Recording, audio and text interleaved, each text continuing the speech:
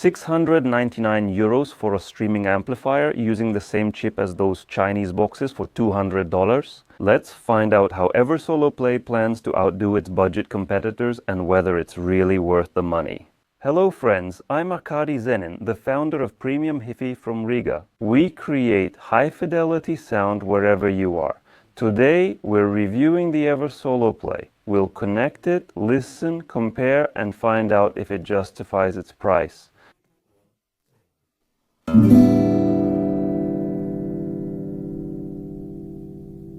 Unlike cheap Chinese devices for $150 to $200, the EverSolo Play offers truly flexible connection options. A special feature that none of its competitors have is the moving magnet moving coil Phono preamp. You connect your turntable and enjoy an almost analog sound. Why almost? I'll explain a bit later. Optical input for old school compact disc lovers. HDMI. Connect the 4K or even 8K panel, become a television listener, you'll see and hear everything. USB port for those who like to plug in a flash drive or hard drive. The built-in network player works with all popular streaming services. Bluetooth, of course you can't do without it. Do you use it? Write in the comments. But the main thing is that you can connect not only sources to EverSolo Play, but also external digital to analog converters. There are coaxial and USB outputs. This way, the kitchen machine turns into a flexible hi-fi center, or an audiophile transport, so to speak, and that's no joke. Almost no one in a similar price category offers this option or moving magnet moving coil Phono preamps.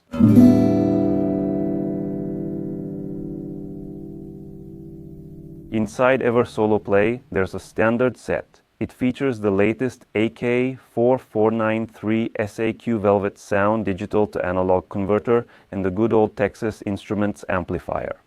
The digital to analog converter specs are sky high. I won't even list them, since not every audiophile has tracks that match its real level of sound quality. But if you're really interested in counting the number of zeros after the decimal point, there's a link with details in the description. The amplifier power is 60 watts per channel at 8 ohms, or 110 watts at 4 ohms. It's the same chip that's used in the AIM-A80 and WEM Ultra amplifier, but according to rumors, it's powered a bit more generously here. So, overall, the numbers are solid. A flagship AKM, the old reliable TPA 3255, and specs that are good enough to argue about on some forum. But mind you, they're not magical. In short, it's the same horse, just a fancier harness, and that's what we're paying for.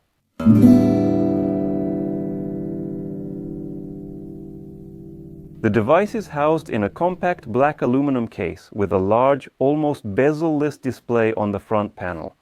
On the right, there's a volume knob with customizable backlighting, and the bottom panel is ribbed with ventilation holes. It looks premium and respectable, modern, and fits seamlessly into both contemporary and vintage interiors. The rear panel looks excellent, shining with gold plating and a wealth of connectivity options. The connectors are so bright that if you open the window and put the Play on the windowsill, all the magpies in the neighborhood will flock to take a look. All control functions are available through the EverSolo branded app on your smartphone. However, you can perform all operations directly from the device itself. There's a nice mirroring feature. The main display and the spectrograph arrow animation are duplicated on your phone, retaining full functionality. It's cool, it's beautiful, but not very useful. I keep playing around with this useless feature and really enjoy it. What do you think about this? As always, leave your comments.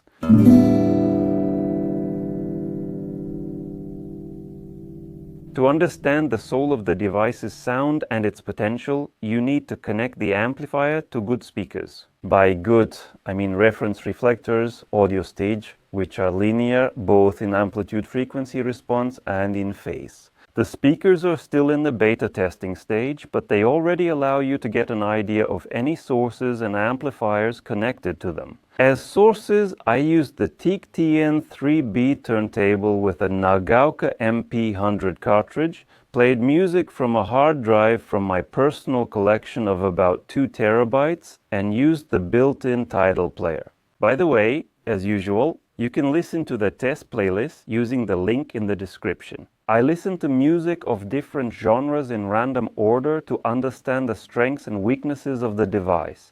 EverSolo Play definitely delivers high-quality sound. It doesn't have a preference for any particular genres, and there are no obvious shortcomings even when playing complex styles like metal and hard rock. I would describe the sound character as neutral and silky. The device doesn't lean towards sweet softness and doesn't strive for aggression. When listening, you become absorbed without realizing it. The tonal balance is well adjusted. EverSolo delivers good, deep bass filled with energy and a quality vocal range. The neat highs aren't fatiguing, but at the same time, they let you hear everything that's present in well-mixed recordings. The texture of the music is very good. You can easily hear each musician's part and appreciate all the nuances of your favorite band. If the band produced a recording worthy of the built-in digital-to-analog converter, at 699 euros, you'd expect an audiophile-like soundstage, but let's be realistic. EverSolo Play offers a huge range of features, including connecting turntables with a built-in moving magnet moving coil phono preamp, outputting a digital signal to an external digital-to-analog converter, and amplification on the TPA 3255. Of course, it's exactly the same one that VM uses in their VM Amp, Amp Pro, and VM VibeLink amplifiers. And of course, for this reason, the sound quality will be about the same as other similar devices, despite the sky-high specs. What did I notice about the soundstage? The depth is about 1 to 1.5 meters, which can rather be called a panorama, not a soundstage in the audiophile sense of the word. Of course, we measure the soundstage with an audiophile ruler from our imagination. Just kidding. Actually, you can download an app from the Play Market and it shows everything. I wasn't able to hear or feel any three-dimensional images of the musicians. The images of the musicians are smoothly blurred from left to right, and usually when playing instrumental music, you can hear 2 or 3, at best 4 smoothly outlined images. Considering the features of the TPA 3255 chip, this is normal and expected given how much has been packed into the stylish and solid case. Now let's talk separately about the test of the Phono preamp built into EverSolo Play. As I mentioned earlier, I used the TIC-TN3B turntable with the Nagaoka MP100 cartridge.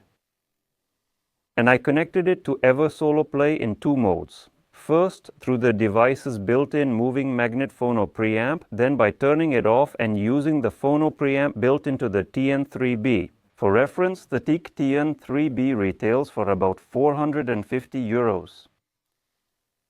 The moving magnet phono preamp in EverSolo Play is not bad, but the one built into the TIC-TN3B turned out to be a little bit better.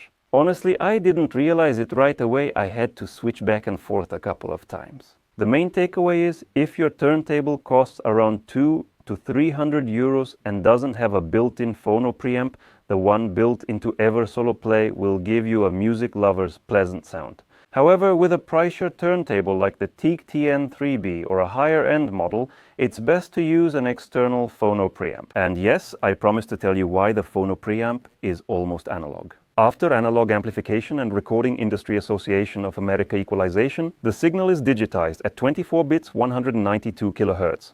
This is necessary so that it can then go through the built-in digital signal processor, where you have balance, equalizer, room correction, and the main volume control. Then the digital signal is converted back to analog by the digital to analog converter and sent to the Class D amplifier. Overall, this sound is solid, high quality, and free of audiophile quirks or obvious flaws. Why without obvious flaws? Because I didn't find any flaws in the sound quality at all.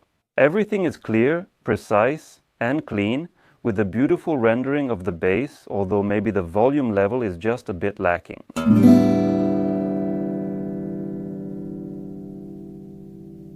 Despite the rather high price, 699 euros, I can point out a few functional drawbacks that should be considered when choosing the device. Let me emphasize once again, the sound quality is very decent. The first drawback is the volume level. Despite the claimed power of 2x60 watts, the amplifier doesn't sound as loud as its competitors that use the 3255 chip. I almost never listen to music loudly, so I usually stick to the first half of the volume scale on almost any amplifier, but in this case I had to go past the first half. And basically, to get music playing on my reflector audio stage bookshelf speakers with a sensitivity of 89 decibels, I had to turn the volume up to 50 to 80% of the maximum, which leads to a conclusion. If you connect the EverSolo Play to speakers with low sensitivity, below 90 decibels, then you might not have enough volume reserve.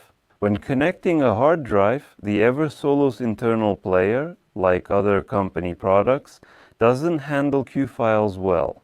And that's why I had to listen to some albums as a single track without the ability to skip between tracks. Also, I tried to improve the sound of the system using the room correction feature, launched it through the app on my phone, and after the correction, everything started to sound much worse. Apparently, the problem here is that in our premium Hi-Fi studio, the room is acoustically treated, and the speakers have a flat frequency response and phase. So basically, there's nothing to correct here. But the program still made some adjustments, and as a result, the sound became a bit muddy and dull. So I had to turn off the correction and listen to the original without any adjustments. I wish the same for you.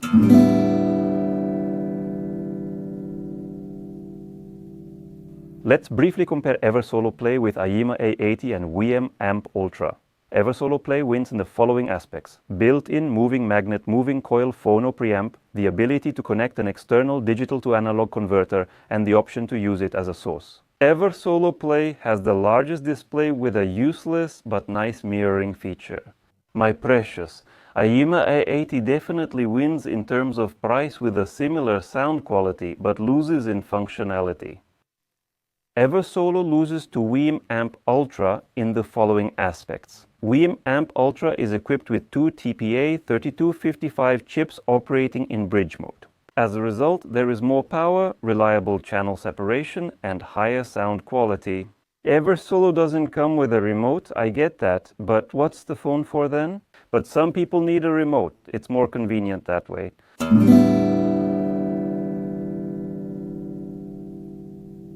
Who is the Play even intended for? Judging by its specs and features, EverSolo Play will please a vinyl enthusiast who doesn't mind using streaming services and wants to watch their smart television with good sound quality. Also, the vinyl enthusiast should have sensitive speakers to fully enjoy the velvety sound of EverSolo Play at high volume.